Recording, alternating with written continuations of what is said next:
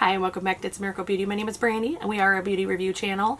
If you like foundation reviews, eyeshadow reviews, collabs, unboxings, mystery boxes, I hope that you will like, share, subscribe, and ring the bell for notifications. As you saw from the title today, I am doing an updated review of the Stay Naked Foundation by Urban Decay. It does look like this. I do have the colors 20 CP for the foundation and 20 NN for the concealer. I will link the original video up here in the cards as well as down below. It was about 10 months ago and I actually had the 10 NN concealer at that point in time, so I was able to trade with a friend and I do have the 20 now. So if you like foundation reviews, I hope that you will click like and let's get going. In my original review, I actually had the 10 NN versus the 20 NN in this. I actually traded for a friend and got the updated formula.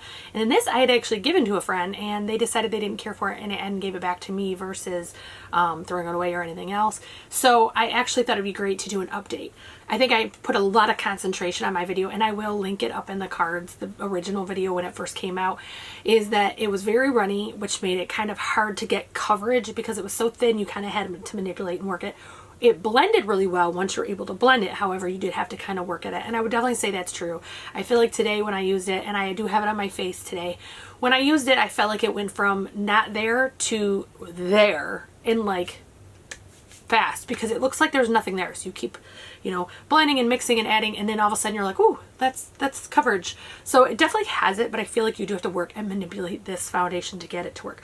The other thing that I think I fully agree with from that video that is not changed, and I will say was one of the main reasons I gave it to my friend, is the alcohol scent. It has a very, very strong alcohol scent, and I don't like putting products with alcohol on my skin.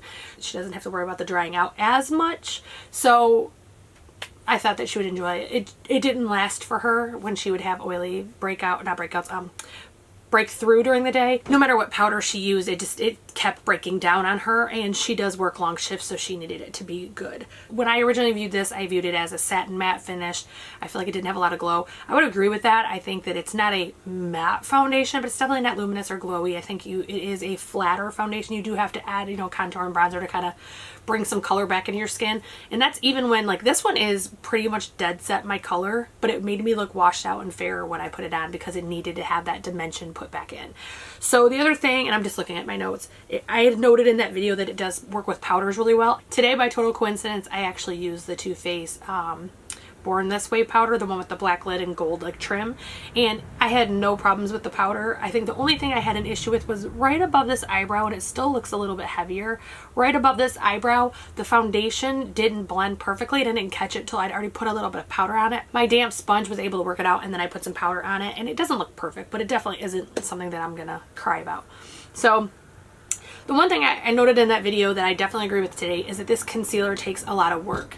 So for me, I actually didn't want really heavy coverage today. I wanted to do my videos, but I also wanted to be out and about and not look kind of weird. Well, I'm still gonna look weird, but not as weird. So most people are walking around full faces right now behind masks. So I wanted to have coverage, but I didn't want it to be crazy. So I did only use one layer, and I feel like one layer was not enough for my dark circles.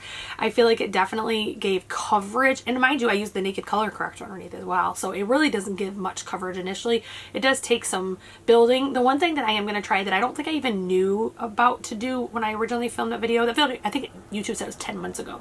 So when I originally filmed that, I didn't know letting it sit in, you know, kind of dry just a little bit, 30 seconds or a minute, you actually can increase the coverage of the concealer. And because these Naked products are so runny, I am going to try that.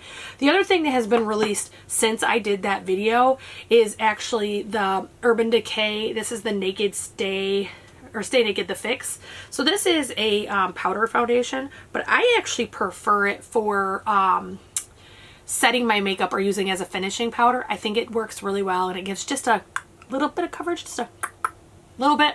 So I definitely think that it's one of those that I want to try these all together in conjunction, because I know this works with other foundations. And then these, I did not give this a bad review in that. One of the things I said, would I be willing to buy this all over again? Would I be willing to use it? And that video was a first impression. I had said yes. I actually think now that I've been trying these again 10 months later with an increase in makeup skills, knowledge, etc., I think I actually kind of like them. I still detest the alcohol in them. However, if that doesn't bother you, which really it should always bother you. But, or if you're able to get it, it was on sale recently. If you're able to get it, like I did, my friend and I have both used it, so it's getting used. So that's kind of my attitude on it. If they were to get rid of the alcohol, let's pretend the alcohol is not even an issue in this, I would repurchase this. I think it looks really well. I think that it's especially good for beginners because it is runnier, so it's a more forgiving foundation. One of the ones I'm thinking of is the Smashbox, the 24-hour like matte one. That one dries so fast you can hardly get it on your face before it's like drying. Like you literally have to work in little bitty sections, and then when you do your concealer, it sometimes pulls up the foundation. So it's just one of those that I think this is very forgiving. It's very, you do have to work with it, but it's very easy to work with. So that is my updated Urban Decay Stay Naked review.